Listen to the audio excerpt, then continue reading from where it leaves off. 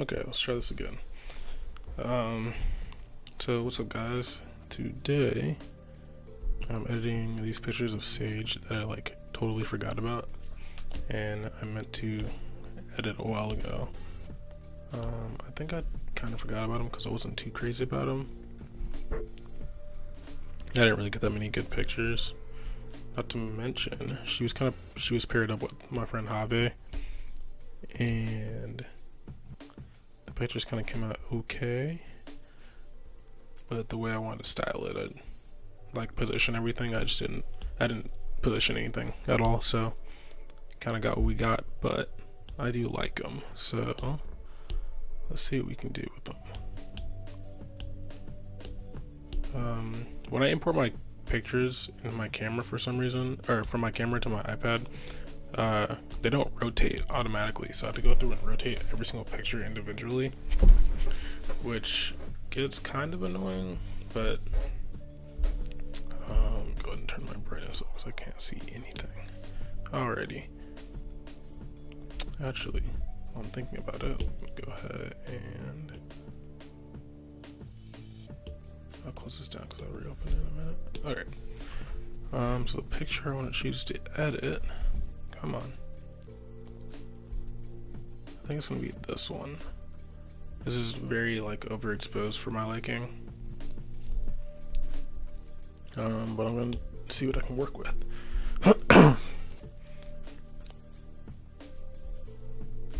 So go here and just adjust my, just copy over my normal like adjustment layer. And, oops, not this one, this one.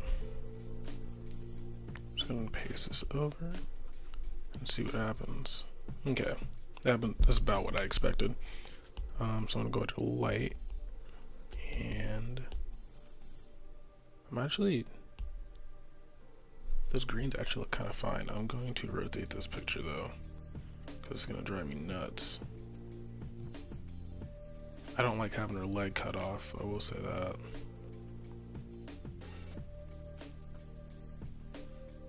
I'm actually thinking about extending this picture out just so I could keep her leg.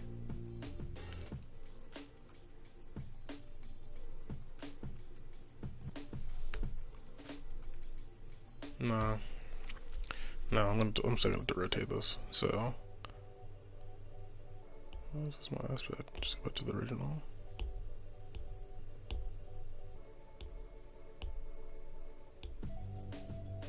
Anyways, rotate this to where she's straight, which is about right there. Click done. I mean, it doesn't look a bad picture so far. Go to colors, and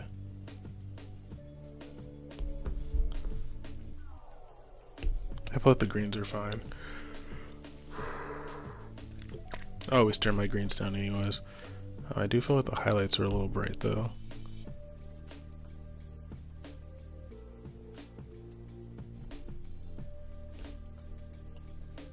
I thought my blacks could be a little darker. Shadows could be a little. I said shadows could be a little darker too. Bring my highlights down, and I'm gonna bring my exposure down a little bit more.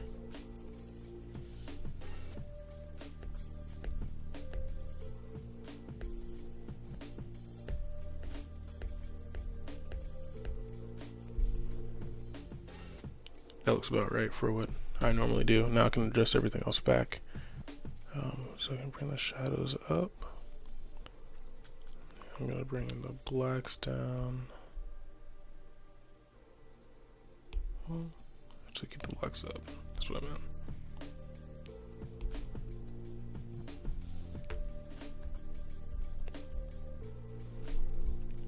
Honestly, wouldn't be opposed to cropping the picture in a little bit more just so that. I don't know. I'll see. So from here,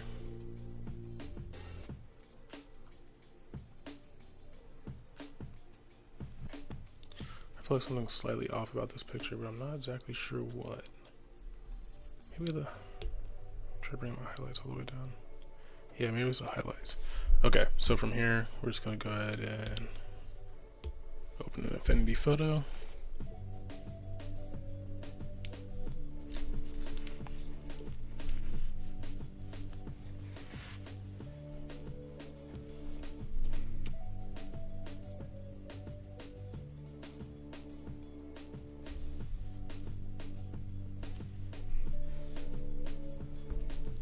And per usual, go ahead and duplicate the background layer and go and throw frequency separation on.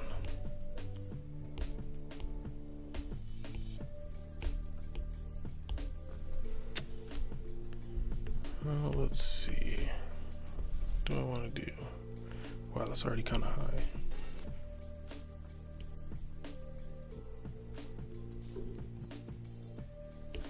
Right about there is fine.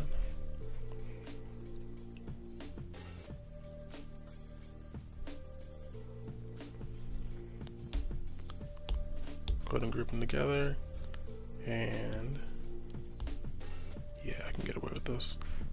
Go ahead and just start with low frequency, turn my patch tool on, and it actually doesn't look that bad.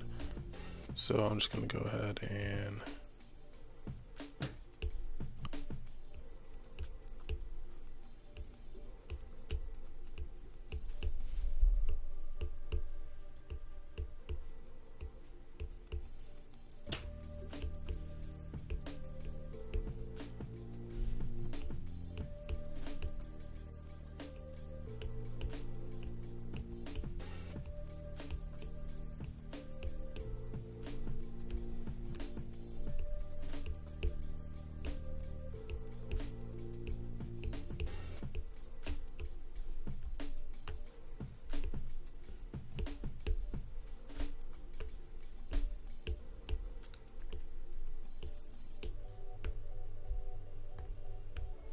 my cheeks a little red.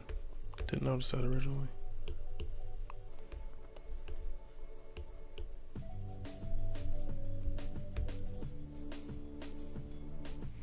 I'm gonna get rid of these bags under her eyes so she doesn't look old.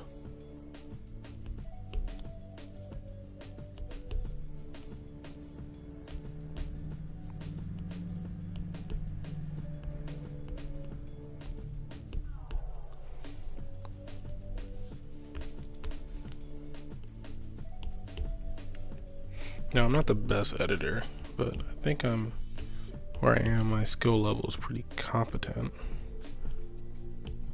Not to mention I'm still learning, so I don't know everything. And obviously there's better ways to do what I'm doing. There's also different ways to do what I'm doing, so you don't have to always take my word for it when it comes to editing pictures like this. This is just the way that I find it the easiest.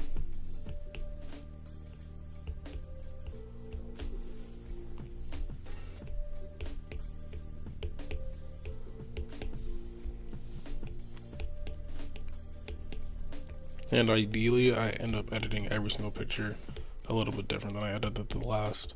So you saw how my normal preset that I usually post on my pictures, it didn't exactly work for this one, just because of the way I shot it. I usually try and shoot a little bit underexposed.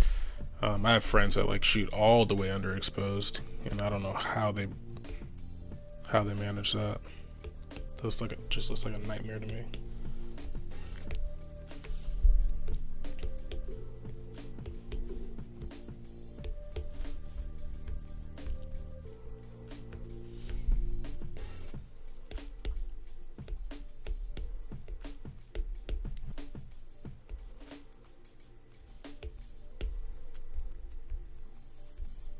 There we go. Starting to look actually pretty close to where I'm gonna keep it at.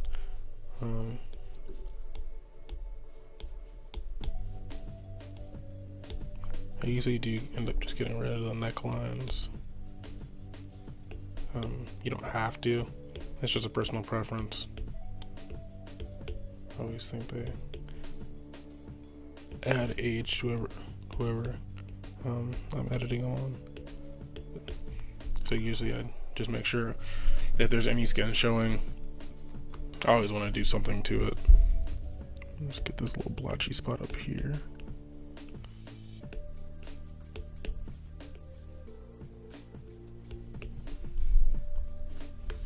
It's looking about good.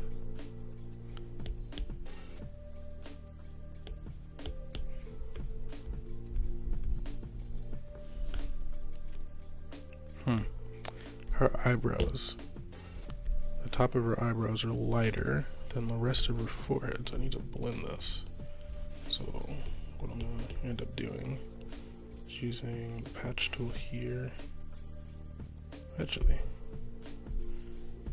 I'm gonna use it right above her eyebrows. Let's try and select a different patch. It's a little darker. Actually, don't like that at all.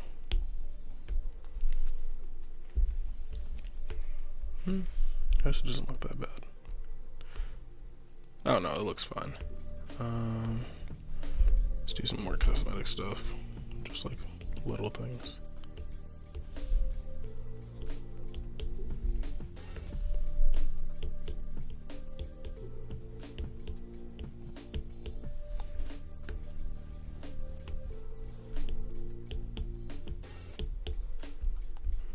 You don't have to go that in detail, like edit her leg and stuff, but I always try and be thorough.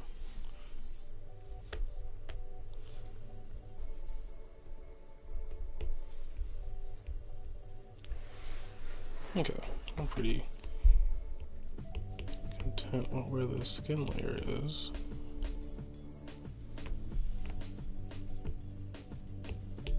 Now, as you can see, I didn't go through and just label my low frequency skin or my high frequency texture.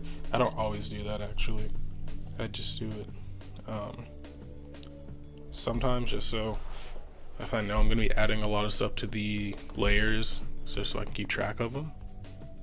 Put this texture layer back on and start working here. Actually, the texture layer doesn't look that bad.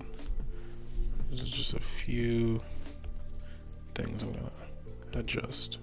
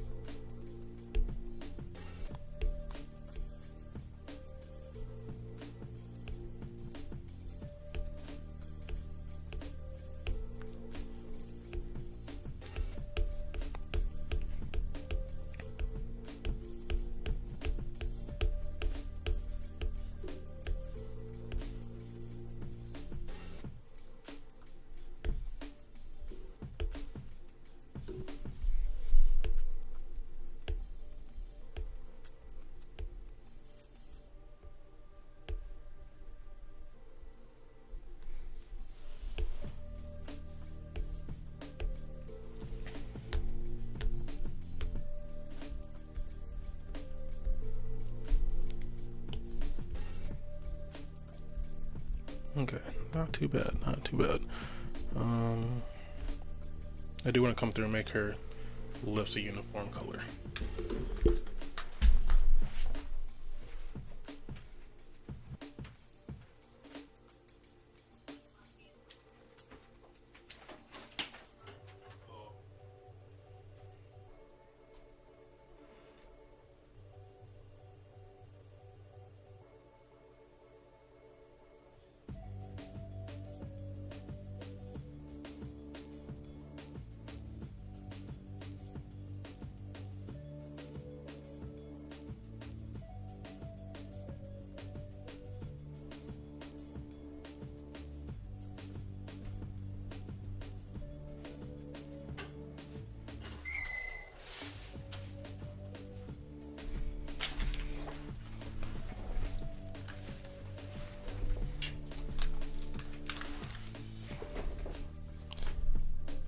See, they aren't that, they're just a little chopped. I usually just I actually do go through and just, whoops, smooth out skin, actually. Smooth out lips, sorry, not skin. Of course I'm smoothing out skin. I'm trying to think what part. I'm gonna select this and just choose source mode and just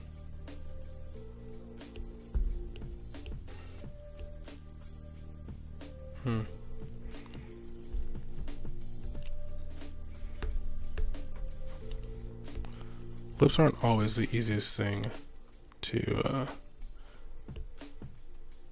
try and edit. Oh my goodness. I do this all the time. In Affinity Photo, when you click on one of the corners, you can actually rotate the patch that you're working with. And I accidentally click on that patch or that rotation bar all the time. It's kind of annoying.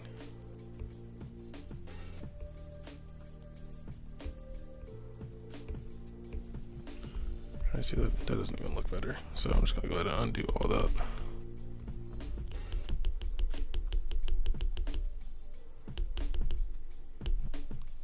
And just leave it the way it is. Turn high frequency back on. So I always like to go through and just look at my befores and after, just so I can see what happened.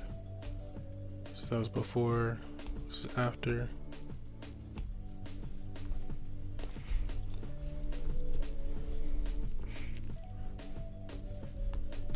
I'm gonna do all my curves, layers, and adjustments right now after I fix.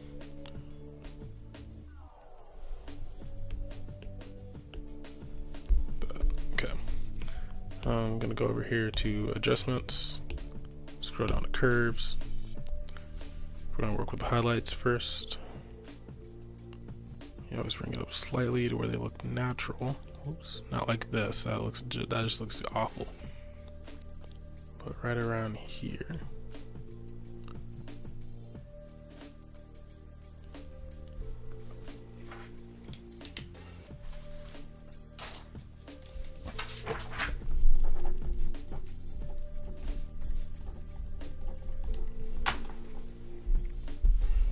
Go ahead and invert that.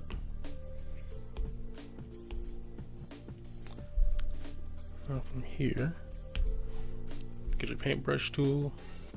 Make sure your color's set to white because you're essentially painting on top of a black background. Turn your opacity down to 30 and flow down to 30. You don't have to, it's just a good rule of thumb. And then turn my radius or width up to the size of the part that I'm going to be highlighting. So right there. Turn this up. Get her cheek. And a little bit of her forehead. And then since her hands are highlighted, I'm gonna go ahead and touch right here. I'm just gonna go ahead and get her knee also. And then you gotta get the leg just because it's really highlighted. I'm thinking about bringing this highlight down on her leg though. Just make it even with the rest of it, but I'm a fan.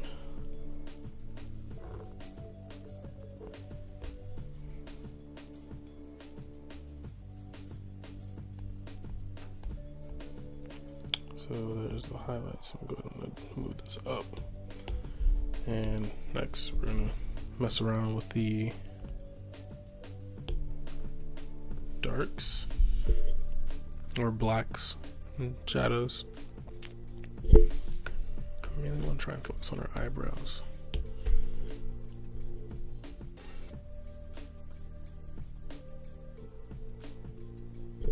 Right there's good. Go ahead and invert. And then go zoom all the way in, click your paintbrush tool, bring that radius down, and get the color in. There's always light. You're always doing the strokes going with her eyebrows, and you're trying to hit every single hair follicle. because you want it to look natural. And if you just go over it with a black brush, then our eyebrows just look really thick and unnatural. So if we go here and turn this off, that's where our eyebrows look right now on one. Let's go ahead and get the other one.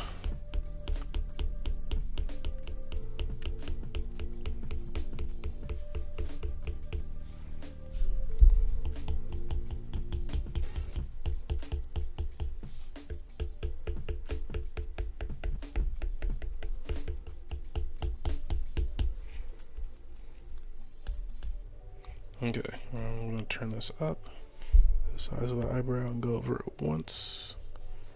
Clean swoop. Just make all those little tiny brushes look uniform. And goes on off. Sometimes I do like to do the eyelashes, but hers are pretty dark, so I'll probably just leave them. Just want to make sure. I think that looks good. So I'm pretty content with that one. I'll group these together, and now if I turn them off and on, you can tell where the dodging and burning happened on her face. Next up, I'm gonna group both these together, turn on and off, and see the adjustments we've made so far. I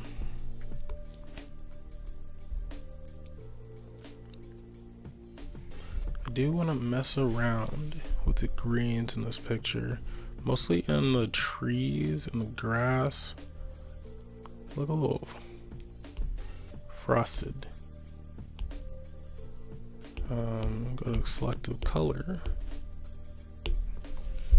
and I'm pretty sure this is yellows. It's usually the yellows that adjust the most. Whoops, I do this all the time.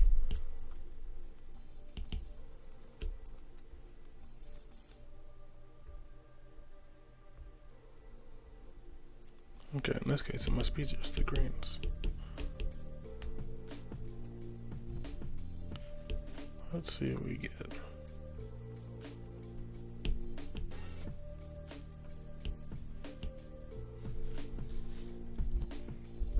Or in this case, it just didn't change at all. Whoops.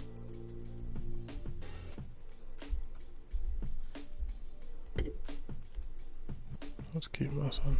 Let's keep messing with the color until I find what it is. There's no way it's magenta.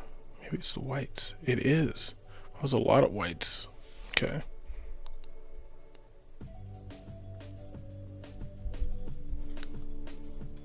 Make the greens yellower. We're gonna do the yellow out. Make them brighter. Which doesn't, I don't think it looks too bad. I might up them a little. Take them down a little. Could also get the blacks out and make them pure white, which doesn't look bad either. These are neutrals. There we go. So if I wanted to, I can make them gray, or purple, or all the way green, or really yellow, or really white, or purple, or I mean blue. Take the blacks out of them too. I think I kind of like having almost frosted.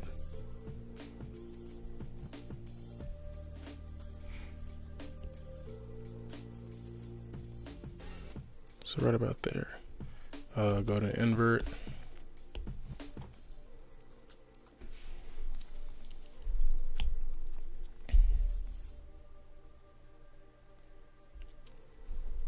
Turn my brush on. I'm gonna turn this all the way up. I want to make sure the opacity and flow are at 100 because this is what I want the greens to look like if I start coloring.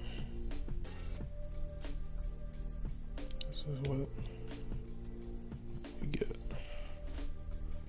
You see all the white starting to come back in the detail of the flowers.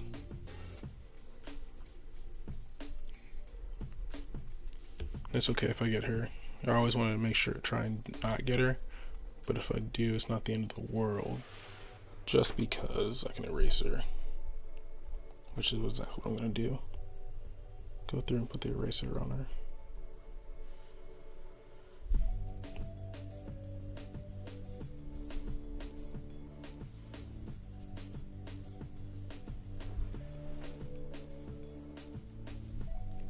Go ahead and turn my paintbrush back on and get the rest of these down here. These probably won't show up in the picture on Instagram, but it's alright. Now, I'll go do some cosmetic stuff and make sure I get all the spots where the flowers are. I'm gonna turn this down.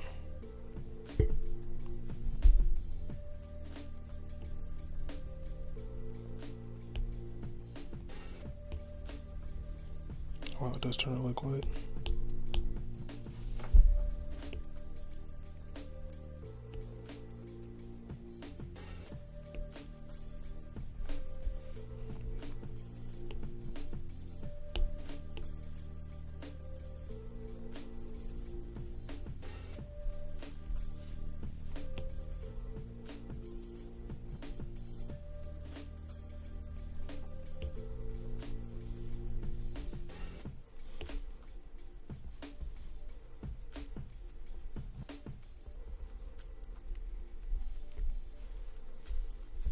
So we can turn it off, and that's what the greens look like originally.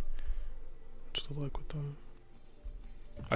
What ended up happening was I wasn't actually changing the greens so much as I was changing the color of the highlights.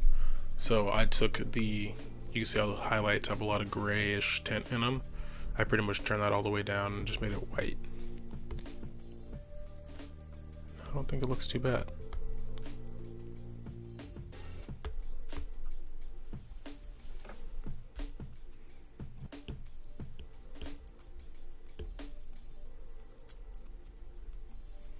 You can always tell on the jacket where I accidentally got the white brush that I was using, because the jacket looks lighter in some areas.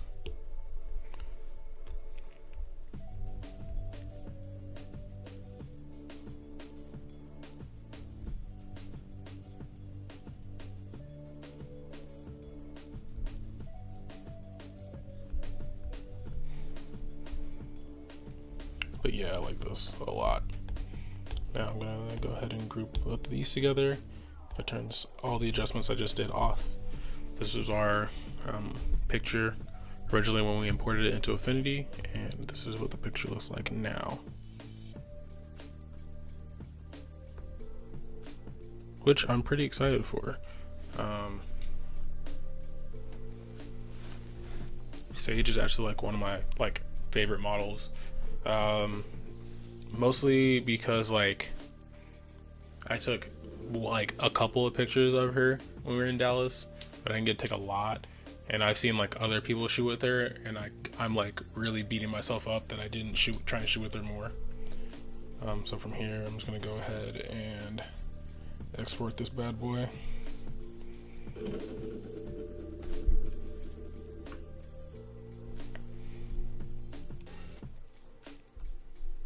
Save image. While I'm thinking about it, I'm gonna go ahead and airdrop this to myself so I have it on my phone.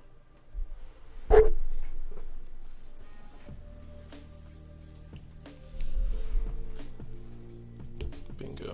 Alrighty. Go ahead and click cancel on this. If you click OK, you can save it to your iCloud drive,